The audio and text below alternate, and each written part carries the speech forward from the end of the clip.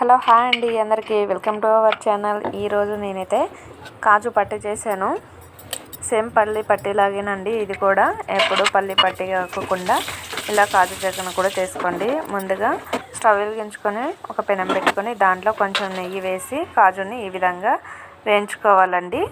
ఈ కలర్ వచ్చేంత వరకు వేయించుకొని పక్కకు పెట్టుకోవాలి. ఇప్పుడు అదే పెనంలోకి 1 కప్పు బెల్లం తీసుకొని కొన్ని వాటర్ పోసుకోవాలి.